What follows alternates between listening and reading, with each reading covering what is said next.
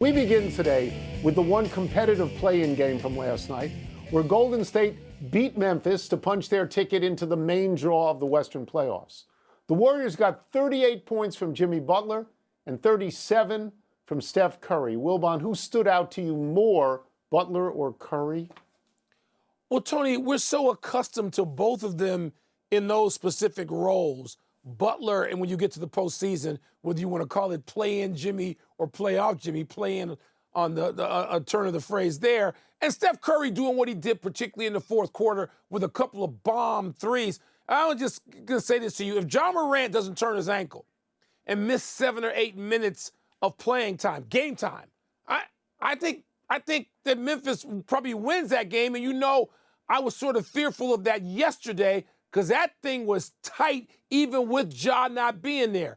But the thing, Tony, when you go to the foul line 18 times like Jimmy Butler did, you give a dimension to the Warriors that team didn't have but needs, particularly in the playoffs, because you've got the Steph dimensions. You got all of those dimensions, but that's not where that team turned its fortunes.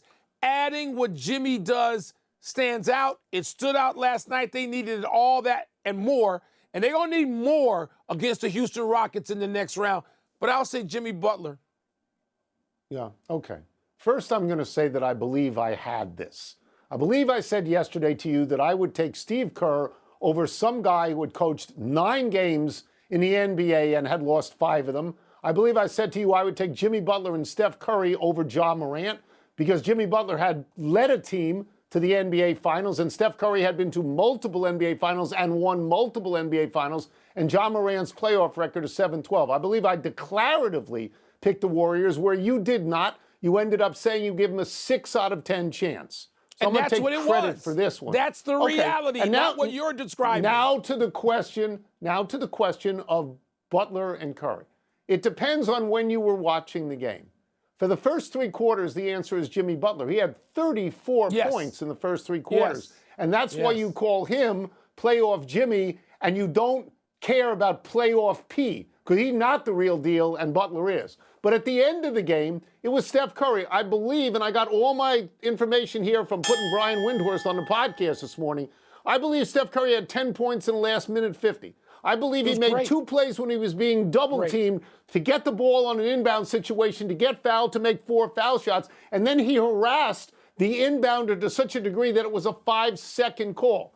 So I think it depends on when you watched, but that both of these guys did exactly what the Warriors asked from them. Orlando crushed the Hawks ultimately. Orlando fans chanted, "We want Boston," and they'll get the Celtics starting Sunday afternoon in the best of 7. The Hawks, meanwhile, await the winner of tonight's Heat-Bulls game. Trae Young expressed his displeasure with last night's officiating by throwing a hard pass to referee James Williams, for which he got 1 tech, then playing keep away from referee Pat Frayer, for which he received a 2nd tech, and you know what happens then. Get out. Tony, you more focused on how the Magic moved on or how Trae Young went out? So I told you yesterday I had no intention of watching this game. I didn't watch it. I'm glad I didn't rush home to watch this game because no game. It's a 25-point game. It's no game. Trae Young deserved to be run from this game. He deliberately antagonized the referees. Plus, if my math is correct, he was 8 for 21 from the field, 1 of 5 from 3. So he had a totally lousy game and was run and left that game early, right? I mean, that's what happened last night. And then it wasn't that early, he said, but it was over. Yeah, it was over. Okay. So he said afterwards that he'll be better in the next game, to which I would say, ask me if I care. Now, Orlando gets Boston. Last year, as you remember, Boston beat every team in the playoffs, either 4-1 or 4-0. So I don't expect that to be a long series. Mike, I could have talked with you for 5 to 10 minutes on the Warriors game. I'm finding it hard to go 40 seconds on this game, except to say that if I was the general manager of the Hawks, I would have Trae Young in my office today. And I would say to him, what exactly were you doing? I'll tell you what he was doing. Whether or not he got there as a way to justify what he did, or whether he intended to. And now you and I, all the time, praise Pat Riley, Phil Jackson, Chuck Daly, everybody back to Red Auerbach for what they do setting up the officials on the off day. Trae Young went one better, and he named the teammates, the young teammates who are not as even famous yet, right, as Orlando's terrific young future all-star wings.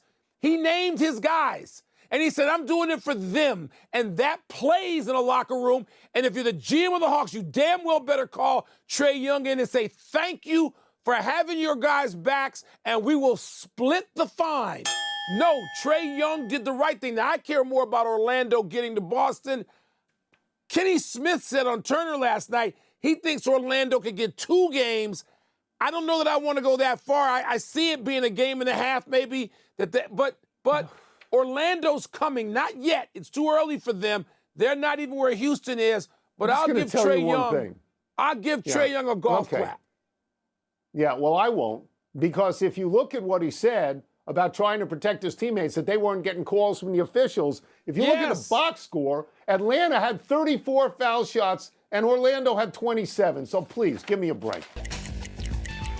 We have 2 more play-in games tonight, which makes it a perfect time to bring in our great friend, ESPN NBA analyst Tim Legler. Tim, let's start with this. Let's start with tonight's game between the Mavericks and the Kings. Yesterday, the general manager of Dallas, Nico Harrison, said he has no regrets whatsoever about trading Luka Doncic and that defense wins championships. Do you like Dallas's defense tonight against the Kings? Well, I certainly like the fact that they've got so much rim protection against Domantas Sabonis. That's going to be a big part of this game. He's got to take the action to you, and you're talking about a front line unlike any other in the NBA, because not only do they have Anthony Davis and one of the 2 bigs, they've got the other big coming off the bench. So at all times, that lane and that rim is going to be well protected. So that's going to be a factor for Sabonis. But this really is going to come down to Zach LaVine and DeMar DeRozan. Like, how do you handle those guys on the perimeter? Dallas has some guys to do that. Zach LaVine is on really one of the best roles of his career coming into this game. And I know he doesn't have any playoff experience really to speak of. Zach LaVine is playing as well offensively right now as any wing player in the league coming into this game. That's going to be, to me, an enormous factor for the Sacramento Kings, because I think Sabonis is going to have some difficulties in the paint, and that's where that backline defense that Nico Harrison loves will come into play. All right, let's get away from ex-Bulls now for a second, Tim, and go to something that matters to me. The current Bulls, who are finally not an embarrassment, playing the play-in game against Miami tonight. And Tim, what I want to ask you is, if this young core of Buzelis, the rookie, and Kobe White, and Herter, and of course, a triple-double threat now, from Australia, who's playing great, is that the core of something, or is this just to be dismissed? Are you watching this tonight saying, it's still not going to amount to anything? Well, here's what they have found. They have found an incredible amount of chemistry and confidence amongst this group. So it starts with that and a connection. So they have that. They're playing with a lot of fun. They're very loose, very difficult team to guard right now, as well as they're playing offensively. To answer your question, though, Michael, I would say, what are the ceilings of the guys we're talking about? We know most of those ceilings. Is that really enough to become very relevant in the Eastern Conference in a couple of years? Now, the one guy we might not know that about is Buzelis, who played great the last couple months of the year. He's a very promising young player. I really liked him coming out. I like him even more now.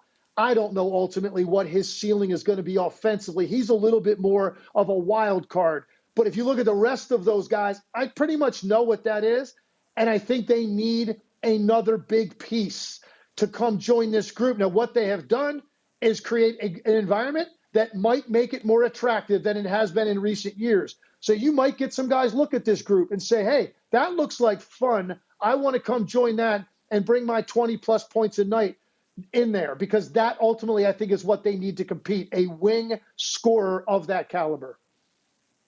While the Bulls have won 6 of 7 and 15 of their last 20, the Heat are 12 and 21 since trading Jimmy Butler. Tim, has Miami just lost its way? A question I can't believe I'm asking you about that franchise.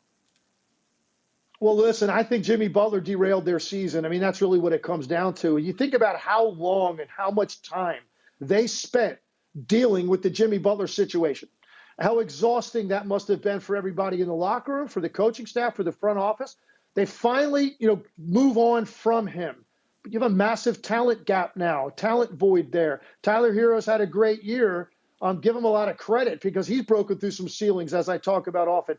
But you look at them right now, yes, I think lost is a little bit of a great description of how to put where they are currently in the pecking order in the Eastern Conference. But one thing about that organization, they won't stay lost for long. You're going to see them, I think, over the summer completely recalibrate what they want to be going forward. And if any team can quickly reemerge as relevant in their conference, I think the Heat can do that pretty quickly because of the culture down there. But you can't recover from what Jimmy Butler really did over the course of a couple of months to that team. And I wouldn't be shocked one bit if they get bounced and ultimately it's the Chicago Bulls that go into Atlanta even and win and possibly get that 8 spot. Oh, you made Wilbon so happy by saying that about the Bulls. I wanted to apologize to Wilbon for not having a last question about the Chicago Sky, another team he likes to talk about all the time. But we're going to move off that. Last night, Jonathan Kuminga was a did-not-play coach's decision for the Warriors against Memphis. Can Steve Kerr do that and expect the Warriors to succeed? I think that's going to be a difficult challenge. Look, I understand there are times they can find certain units that it looks like he might be more uncomfortable fitting in with. I understand where they're coming from. There's some basketball IQ issues with Jonathan Kuminga that frustrate their coaching staff. But here's what I will say. When you talk about certain teams that they have to play, and it starts with the Houston Rockets, Oklahoma City would be the other team, with that level of team speed and athleticism and the extent to which they are going to overload on Curry, there are just plays to be made because you're a raw athlete that are open to you, and Jonathan Kuminga is their best athlete. So he can do things from a production standpoint just by being on the floor against other elite athletes. They don't have a lot of that on their roster. So in a series even like Houston, I think he might be important against the Rockets. So I don't know that this was a one-game thing. It's going to be spotties in the rotation, what the plan is for Kuminga. But clearly, right now, he's on the outside looking in, and I think ultimately they're going to need him against a team like Houston or potentially down the road against a team like OKC if they were to get that far.